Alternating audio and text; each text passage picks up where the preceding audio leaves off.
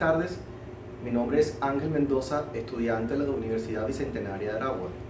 Hoy les hablo sobre un tema que guarda relación con el derecho civil venezolano. Dicho tema ha sido el resultado de nuestra investigación, donde se ha hecho sentir la doctrina patria, artículos y algunos manuales, que nos han servido de soporte para acercarnos al complejo mundo de las obligaciones. A tales efectos, le presento la extinción y prescripción de las obligaciones, sus clases y efectos.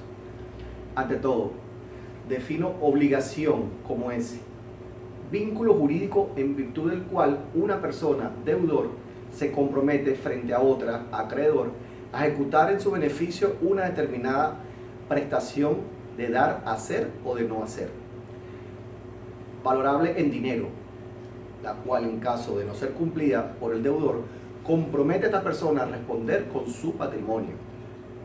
Ahora bien, una obligación se extiende por cualquier acto jurídico reconocido como válido para dar fin a la relación obligatoria.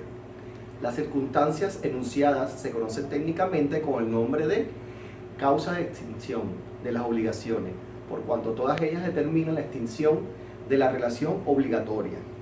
De todas ellas, la más importante y frecuente es el cumplimiento o pago.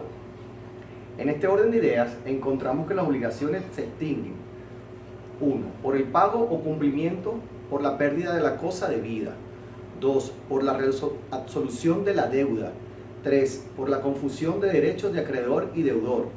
4. Por la compensación. Y por último, por la novación.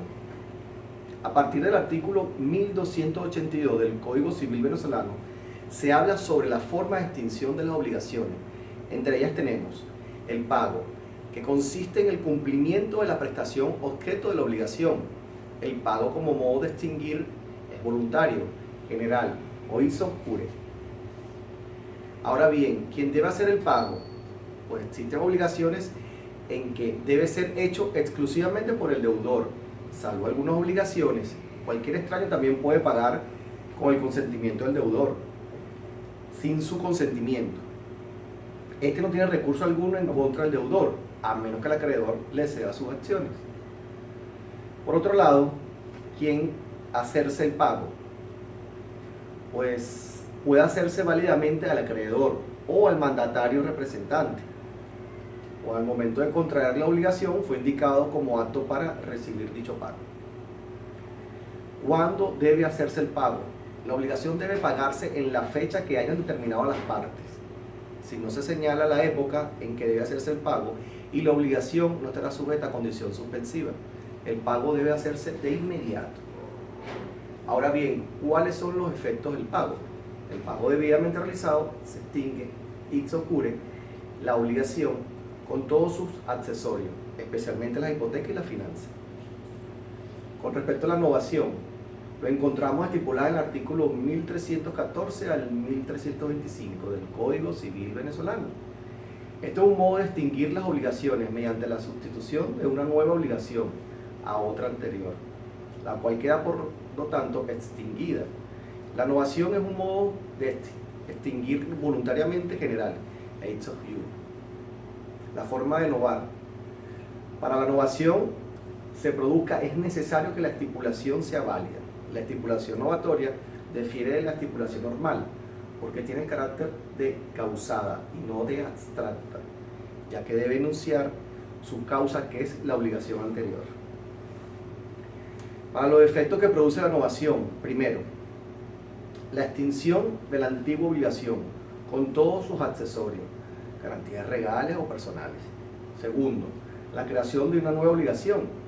Esta es independientemente de la anterior y por lo mismo no puede el deudor oponer a ella excepciones que procediesen en contra de la antigua, a no ser que ellas derivasen de cargas que determinan la nulidad de la obligación antigua, porque en tal caso faltaría el último requisito de la novación.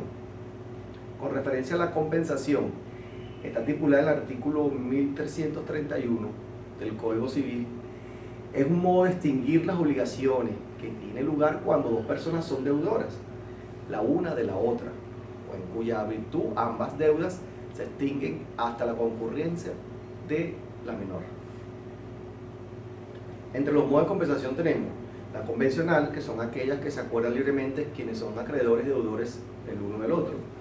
La judicial, en el que el juez puede realizar al dictar la sentencia cuando así lo haya solicitado una de las partes, es un modo de extinguir las opciones.